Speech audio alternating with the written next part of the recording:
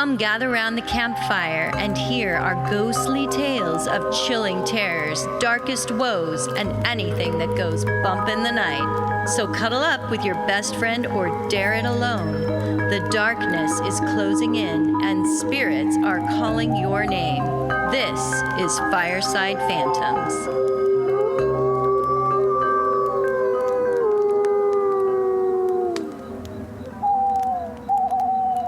Hey, Carol. How you doing tonight? I'm doing good, Holly. How have you been?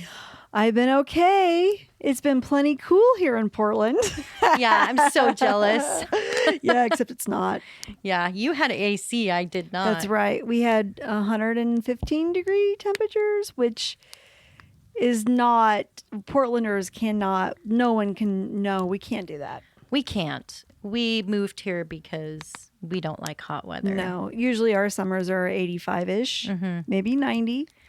You'll notice that Oregonians can't handle cold or heat. That's right. We really have no tolerance for anything. Any wimps having to do with weather, they move here because we have very mild winters and we have very cool, not cool summers, but warm summers, not hot summers. Well, we used to have usually just like one bad week a year in the summer, like one hot week. One bad week of winter, like ice or snow or something, and maybe that would be it. That would be it. But the rest of the time, it's rain, rain, rain, yeah. I know. But we Blame survived. it on the rain. Yeah. And it was literally being in hell. Yeah, because most Portlanders don't have air conditioning. Yeah, nope. And Don't need we couldn't even, some restaurants we couldn't even eat out at because they had to shut down. They had to shut down. Their AC just couldn't keep up. I went swimming in the Clackamas River and it was literally warm. Oh, no, really? Yeah. I'm like, this is like walking into a heated pool. I mean, it was that warm. I'm like, this is unbelievable. My backyard neighbor had some fun flashing the whole neighborhood. Yeah. She just couldn't take it. She was like, you know what? This shirt is coming off. That's what happens. The heat makes you go delirious and you just get naked. But I mean, Oregonians do that anyway, so I don't know if we can blame all of that on the heat, but... Yeah. I was like, too bad they didn't have the naked bicycle ride. Oh, they were supposed to, I think. And they canceled it? I don't know. Weren't they supposed to have it? Were they? I thought they were. I thought it's usually right around this time of year. And I heard them talking about it on the news, but I don't think they did it because could you imagine putting your bare ass on a bicycle seat in that heat? That's No a way. good point. That's a good point. They probably canceled it. Maybe they moved it to a different weekend. I don't know. Have you ever watched them drive by? They come down our street quite a bit. It's a familiar path. Oh, really? I know they do different ones every year, but yeah, I've seen it. I've never participated. No? No. Really? I can't even really ride a bike, to be honest. I can't either. My balance is so horrible. I went bike riding a couple weeks ago and I made a fool of myself on multiple levels because I kind of crashed because I was too scared to turn. I thought I was going to fall over, so I just chose the crash. And it was That's bad. like a car. If you're going to get it right, just run into the curb. Just run into the curb. I was going too fast and I thought if you try to turn, you're going to wipe out. And so I just got crashed into the tree over there. Wow, so that's what happened. I'm glad you're okay. I am too, but it was embarrassing. I'm not going to lie.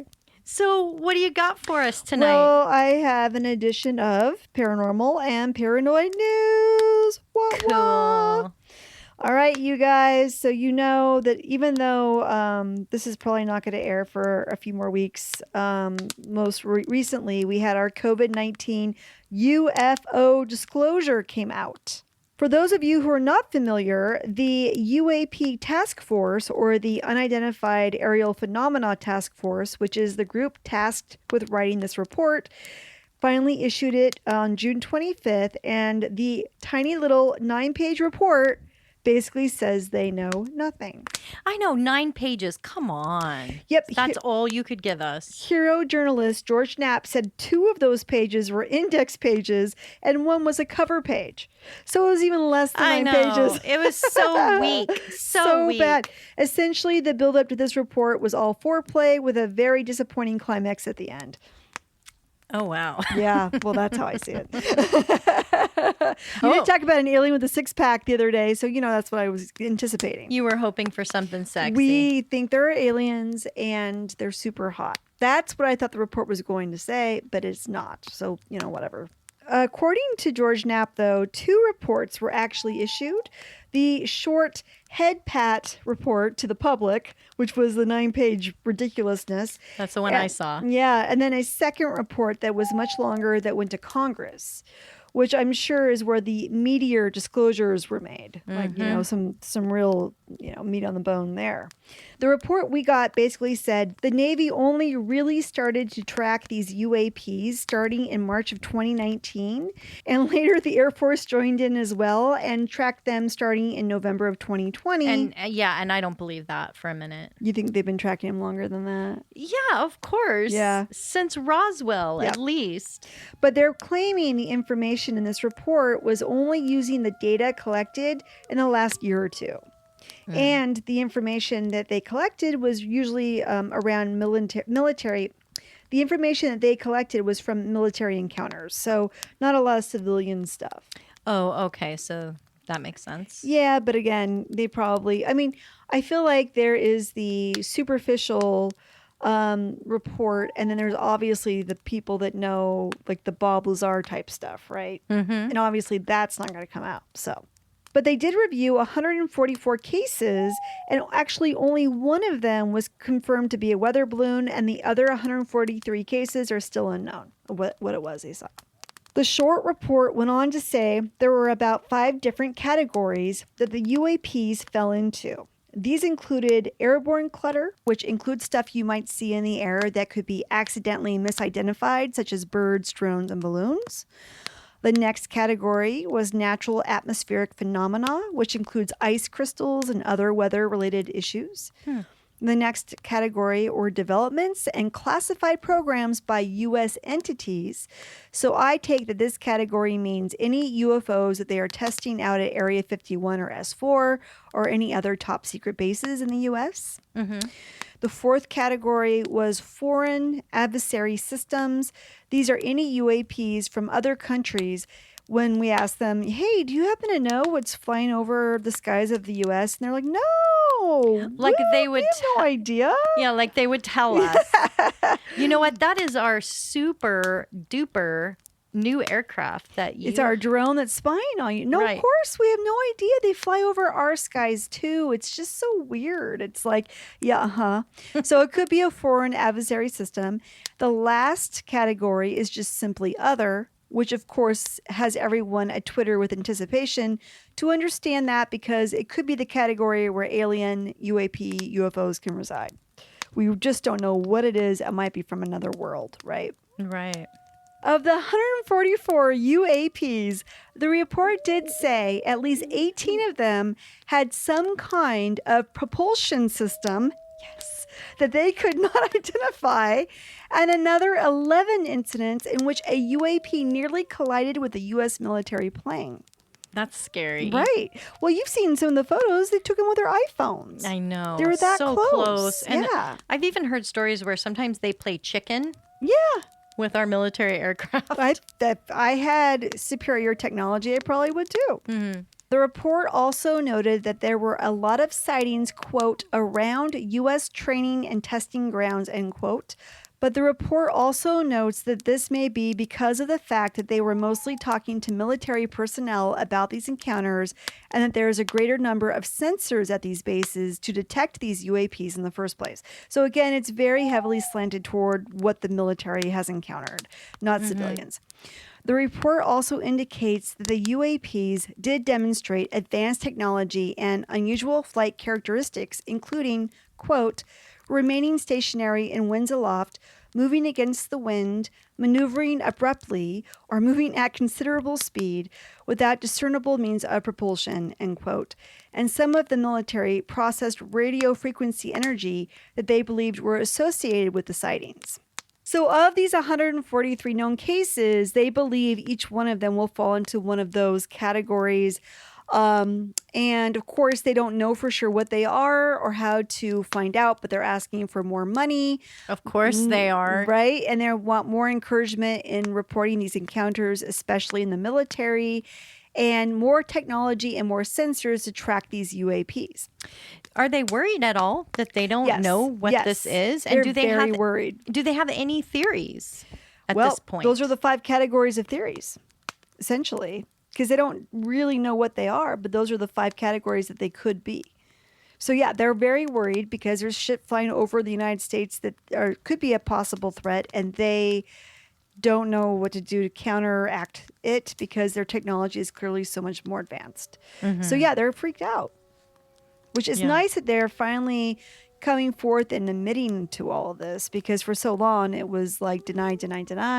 Yeah, and they made us all feel crazy for like even thinking there could be. I guess there's a sense that if they were to of Earth. acknowledge this, that there would be a mass panic. But I don't think the mass panic will happen until the spaceships start landing and the little green men come out and start rounding us up and getting ready for the apocalypse or whatever's going to happen. But yeah, and there's also no reason really to think that they might be hostile, because I mean, they could have already attacked. They could have attacked us so easily, so many times.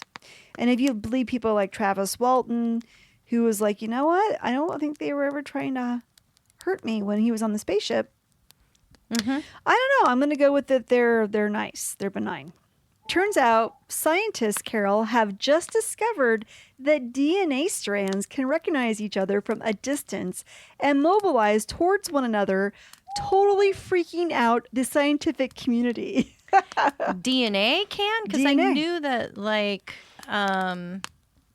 certain quantum physics particles, like photons, can communicate at a distance, but I didn't know DNA. DNA. Based off of what they know of science, DNA strands should not be able to do this.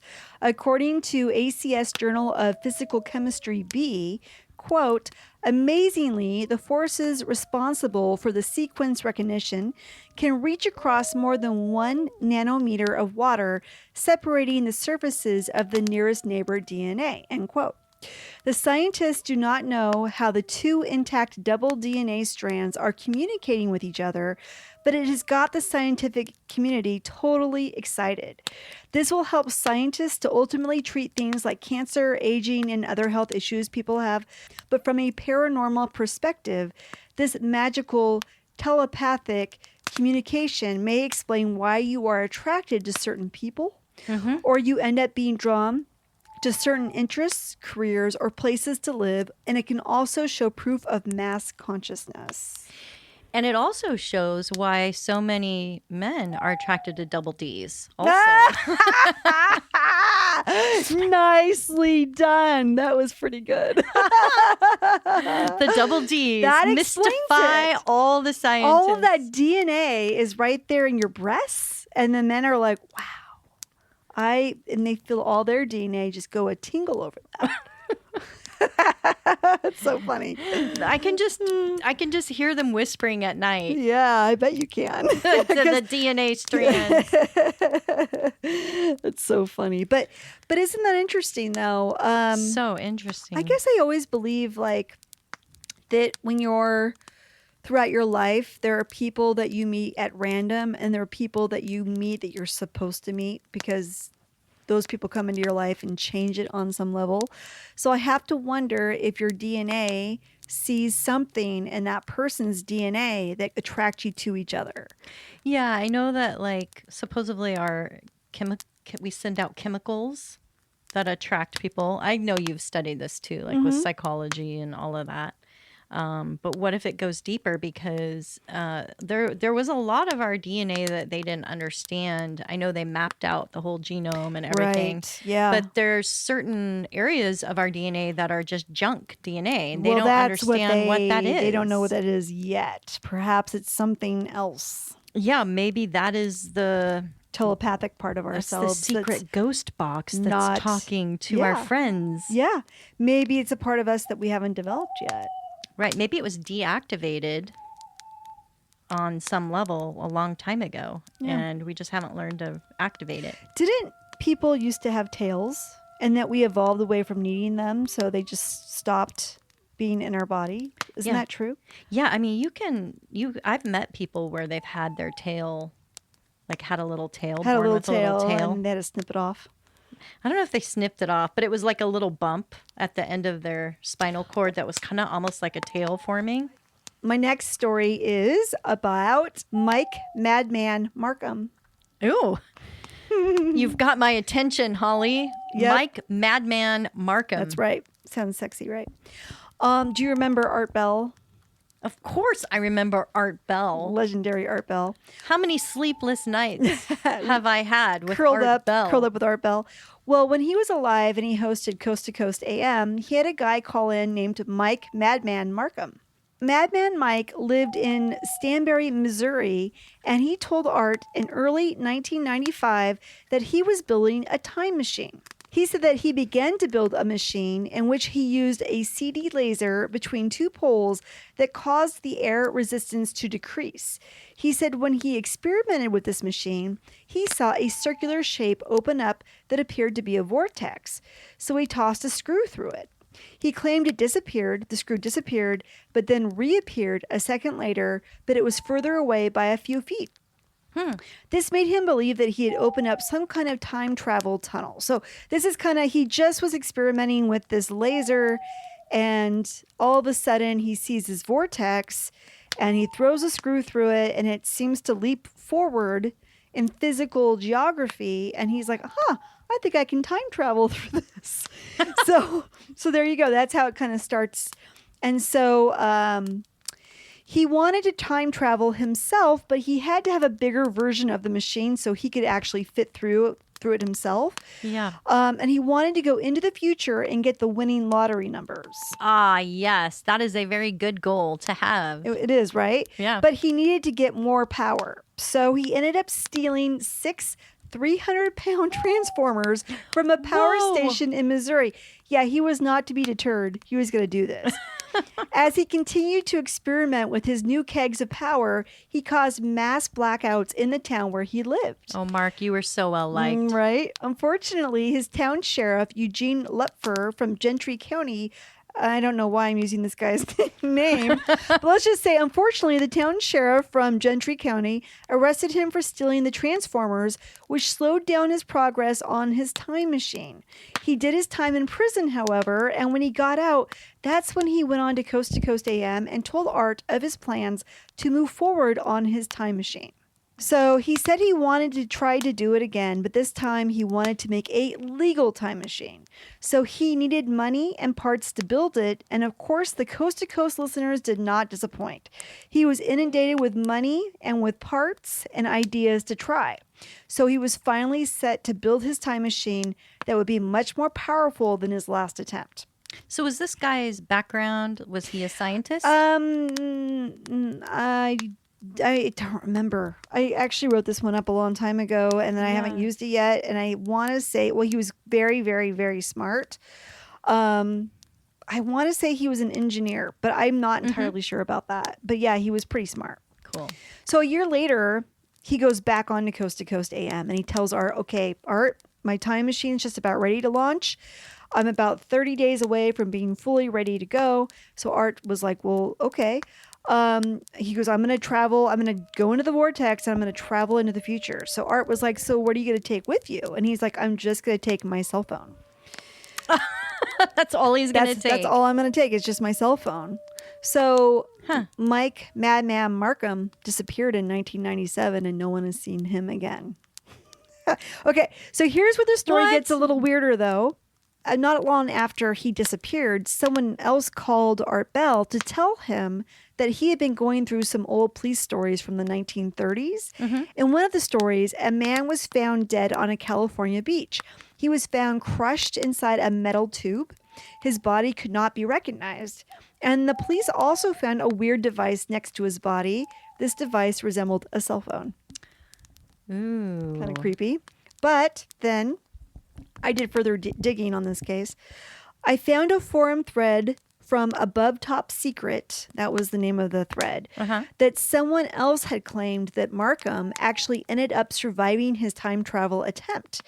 Their story goes that he had received $20,000 in donations and $1 million worth of equipment and access to a Kansas City warehouse to build this machine, which is what he did.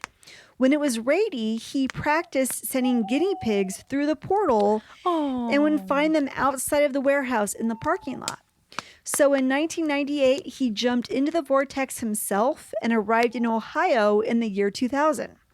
It took him a few months to regain his memory, and when he did, he returned to the Kansas City warehouse, but all of the stuff was gone. The poster of this thread claims that Markham actually lives in Ohio currently. I mean, either he legitimately disappeared, or he ended up dead on a California beach, or he actually time traveled to Ohio in 2000, and I don't know if he got the lottery numbers or not, or the whole thing was bullshit and he never did anything of the sort. I don't know. Those are our options. Yeah, because he raised all that money, and if his whole goal was to win the lottery, maybe he's like, what am I doing? I should just sell all this equipment for $1 million. Yeah. And retire with my winnings. That wouldn't be a bad idea. Maybe we should go on to Coast and tell George Norrie that we are also planning to build a time machine. And if the listeners of Coast to Coast could just send him some money. They would just do a background check on us and be like, I know those girls. They do not have a science background. I don't think they can build a time machine. No, that's one thing I wouldn't experiment with because of the Philadelphia experiment, which I know you've heard. Yeah. And just if that's even remotely true, those men died a horrible death on that ship. Now, didn't they end up with different body parts in different areas and stuff? That's pretty fucked up. Like melded to the metal of the ship. Could you imagine? It scrambles your DNA. It fucks you up. It marries you to an object. Like, physically marries you. Yeah, it's one thing to toss a screw through a portal. An inanimate object. Or a guinea pig. Oh, I'm just kidding. I've got one last story, and then we'll do our little tarot. Awesome. Have you heard of the John Lawson house? No. Do tell. This is a house in New Hamburg, New York, that is known as the John Lawson house because the guy who built it was called, you guessed it, John Lawson. Okay. All right. I was going to say John Lawson, and then I'm like, wait, there must be a catch to this. It can't be that obvious. It can't be that easy. Thanks for making that so easy for me. You're welcome. This house has made the creepy list for many online paranormal YouTubers and TikTok stars because from 2003 to 2015, 3 mannequins lived on the front porch of the home. We see that every day in Portland. I know, we do.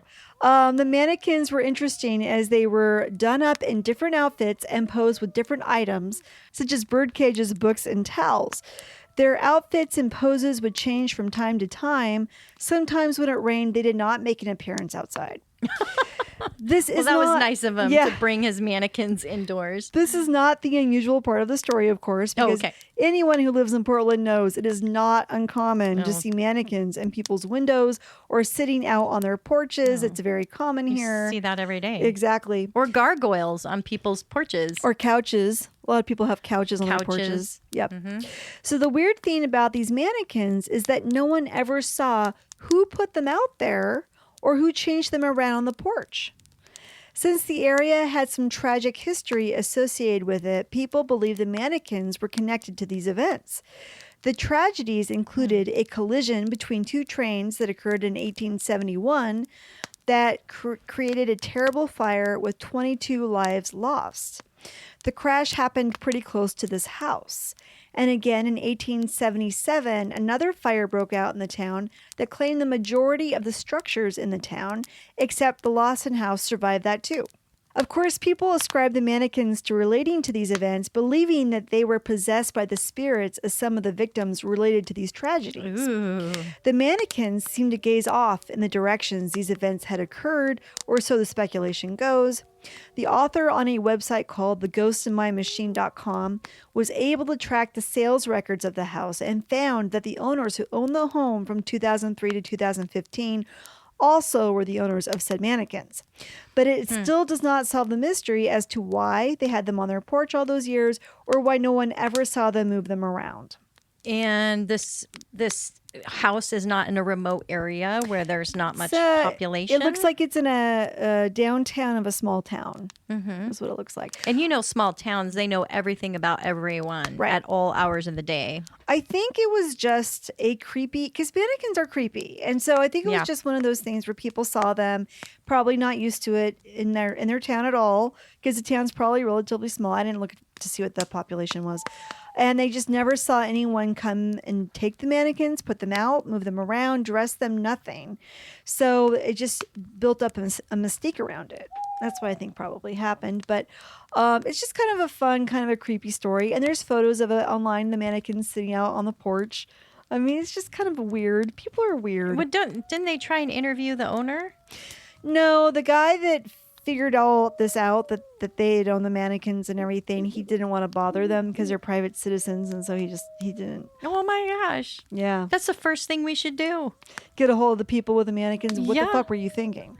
Be like, do you know that you are causing a worldwide internet sensation with your mannequins? Don't you know that people that own mannequins should be living in Portland, Oregon, because that's where most mannequin owners live? In the wrong place. You're in the wrong town. We've got to do astrocartography on you. That's right. Clearly, your ley lines need to be here in Portland with all the weird people. Your spirit animals are here in Portland. What are you doing in New York? I believe mannequins can be possessed. I mean, if any object, right? Dolls would be a mannequin. Dolls and mannequins, yeah. I used to, as a kid, I mean, some of the scariest stories I would read are about malls being empty. Yeah. And like they get stuck in a mall after hours and now, the mannequins come to life. And now malls are empty. So that could happen. Are empty. Your worst nightmare could happen. Well, anyway, what should we do our tarot reading on tonight? I don't care. You pick. Well, the time travel guy? Yeah, I was leaning towards that. Maybe we could do, is time travel possible? We should ask if he's alive or if he's faked it or what happened with him. Yeah, let's ask what really happened with Mike Madman Markham. Mike Madman Markham. Yes, what really happened there? Let's ask the tarot cards. Let's do it. We'll be right back. Carol, tell us your deck and what you got. I'm using the Crow Tarot. Oh. You said it like Schitt's Creek.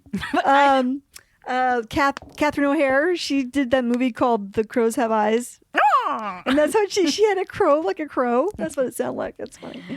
I eat crow, Holly. Crow.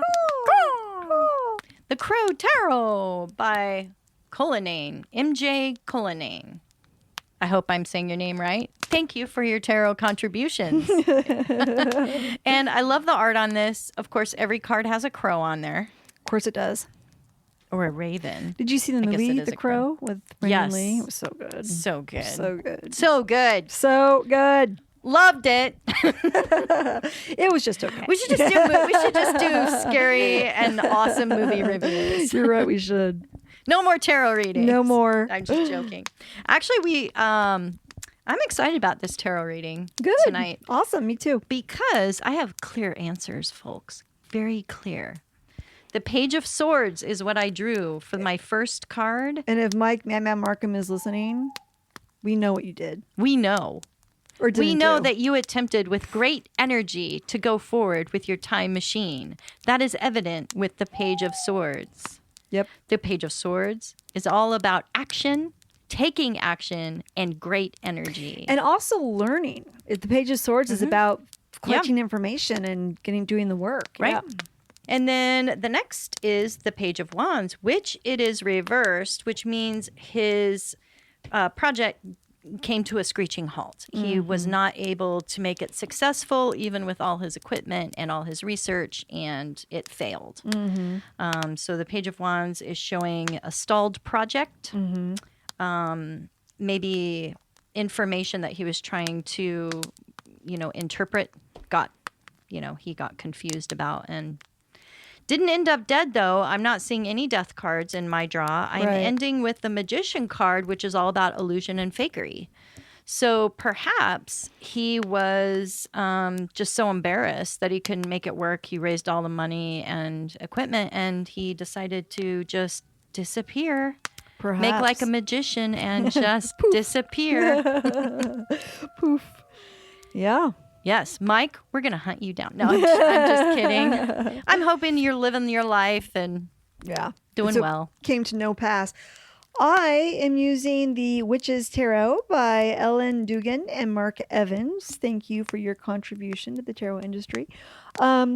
I have a very similar reading to you, Carol. I got the King of Swords. Oh. My first card, which matches your Page of Swords. That is taking big action. That's having big thoughts, connecting dots. You're figuring it out. You're doing the math. Everything's logical and analytical, and here's how I'm going to do it, and here's how I'm going to plan it. Right. I'm going to take action. I'm going to move forward. This is going to be a thing that's going to happen. And the king is an expert. And the king is an expert. And I think this guy was pretty smart, too. But then we go into the Knight of Pentacles. And to me, the Knight of Pentacles is you dig your heels in and you stop. There's a stop of momentum. There is a I'm not budging. There is I would like to, but I'm not going to. There's a direct energy stoppage with this card. Now, typically the Knight of Pentacles is someone who does the work monotonously day after day after day, but it can also mean if you're in a negotiation with somebody that you are not willing to negotiate, you just dig your heels in and you stay locked in. So I think he had every intention of doing it. But then he got to the point where he needed to do it and he stopped. And I think the reason he stopped is because of the last card I got, which is the Empress. Ooh. I think his mother pulled him aside and said, I don't want you to fucking do this. Oh, his sweet mama. His mom is a very powerful figure here. And as you can see here, the Knight of Pentacles is looking directly at her. I think she probably said, I think what you're doing is dangerous and reckless, and I don't want you to do it. And he's like, but Mom, I really want to. And she was like, no. And she has a very big influence over him. I think she talked him down. So I pulled one extra card just as a clarifier, and I got the Queen of Swords, which is another highly intellectual, smart female around him, very strong personalities, both the Empress and the Queen of Swords. So I think that represents another female coming forward, maybe a sister, maybe a girlfriend, or a friend who's a contemporary who came forward to him and was like, hell no, you're not doing this. Are you kidding me right now? So I think he got bullied out of doing it by the women in his life. Wow. That's what I would say. I think that's a good interpretation. You think I'm buying it. All right. So that's what we think. We don't think he actually did it. And we think he's alive somewhere. Probably in the Midwest. Probably living in his mom's basement. Okay, well, that does it for us, you guys. Raising a guinea pig farm. Good night, guys. Have a good night.